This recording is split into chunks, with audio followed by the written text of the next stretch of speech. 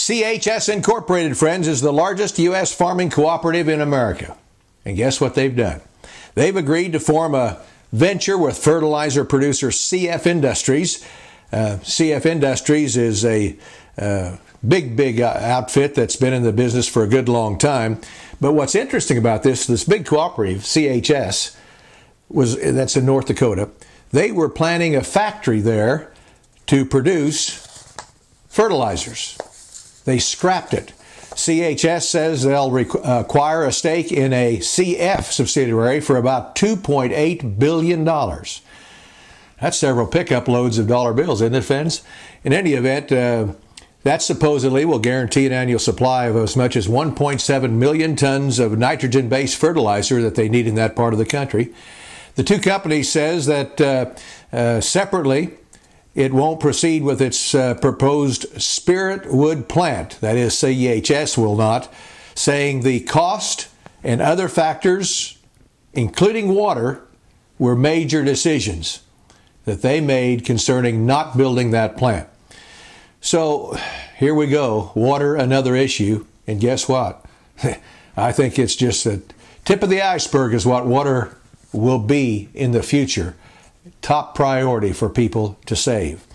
The U.S. nitrogen fertilizer industry is going through a period, by the way, of all kinds of upheaval. Cheap natural gas, a raw material that's used in the production, is causing some havoc.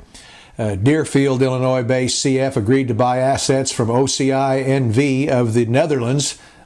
That was a $5.4 billion deal in cash and shares to create the world's largest publicly traded producer of nitrogen crop nutrients. So we're getting our fertilizer now in less and less hands. That's a little bit scary for me as a guy that buys it.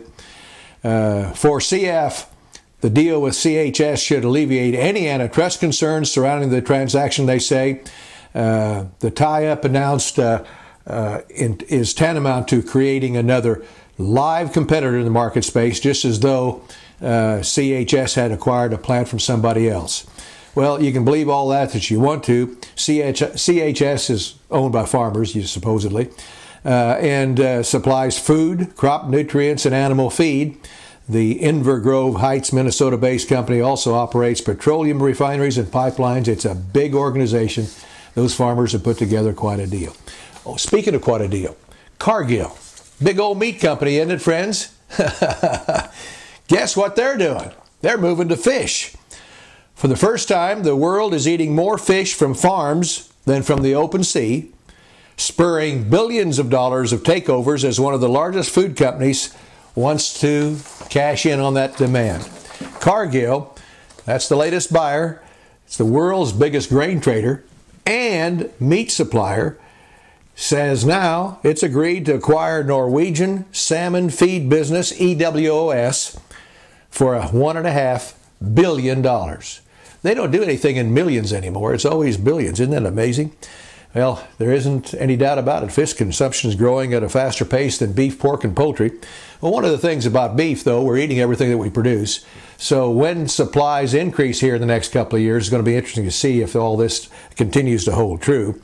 But this is interesting to see that one of our leading agricultural companies, not one of the leading, the biggest, is going from meat and grain to fish in a big way.